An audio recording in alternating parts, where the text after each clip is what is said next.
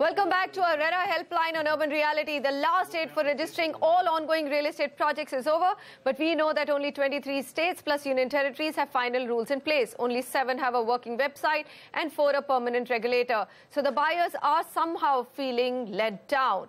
Now, let's take this question from Sheshagiri Rao. He's calling us from Hyderabad, a state which does not have any final rules at all. Mr. Rao, go ahead. What's your concern? Yeah, Manisha, thank you for giving this opportunity. I'm Sheshagiri Rao calling from Hyderabad, and I'm a victim of aliens developers since last 7 years. And my question is that the Telangana government is planning to have a gross dilution while accepting the projects from before 2016. According to the news articles recently which are coming out. And what shall be the home buyer? What shall home buyers do to protect their non-dilution of ongoing projects this decade? All right. Okay, Milind, you want to take that question. The biggest concern, I know you've been studying Maharashtra most closely, and I know that Maharashtra actually has done a fabulous job in terms of RERA. Registration numbers have delighted everybody. But what happens in states for both builders and buyers where, A, there are no RERA rules, and number 2, what if rules come out saying that any projects before a certain date will not even come under the ambit of RERA? See, it's basically a constitutional dilemma that in case the central government has or the parliament has enacted a law and the state government decides to dilute any of the provisions, or as Mr. Rao was pointing out, if the state government is trying to keep certain projects prior to 2016 out of the ambit of RERA, we'll have to see what exactly are the provisions of the rules. But then going by what Mr. Rao is saying, if really any state government would like to keep any project out of the ambit, it definitely has to be within 4 corners of the law which has been enacted by the parliament. And as I see, registrations only of 3 categories of projects are exempted from, registration is exempted only for 3 categories of projects. One is if you have a plot area less than 500 square meters of plot area or apartments less than 8. Secondly, if you have an occupancy certificate or a completion certificate prior to the commencement of the Act, that is 1st May 2017. And third is if you want to rent out a property. These 3 category of projects will be out of the registration process. Barring these 3 categories, all other projects have to be registered.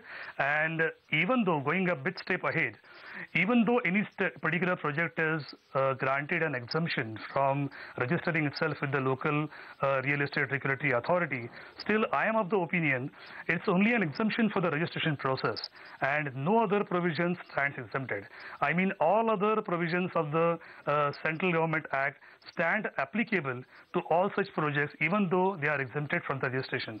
So I believe if any of the state government is really trying to do something like that, then that should be a constitutional issue, and I believe the senior lawyers really would be in a position to comment upon it.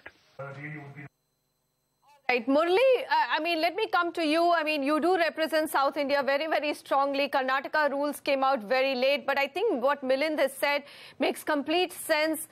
This could be just a rumor that Telangana is planning to exclude all projects which were started before 2016. As per the Central Act, that's not even possible. And what is your own sense in what's happening in South India? Karnataka, let's take that first.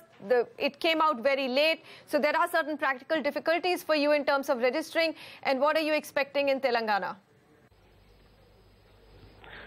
Basically, we need to understand, real estate has been an over-regulated industry all these years. We have got the independence about 70 years ago. There has been laws prevailing to protect the consumer interest even before that.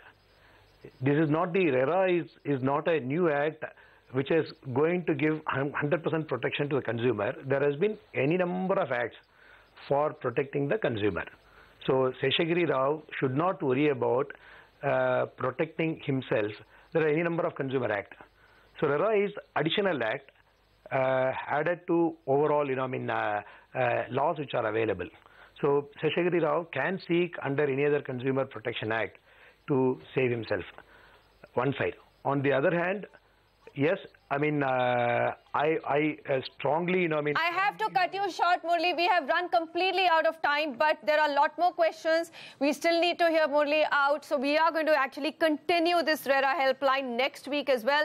We promised you that we will get answers as best as we can. So we will keep the conversation going. The guests will stay with us. Goodbye, and thanks so much for watching this RERA helpline. Back with us soon next week.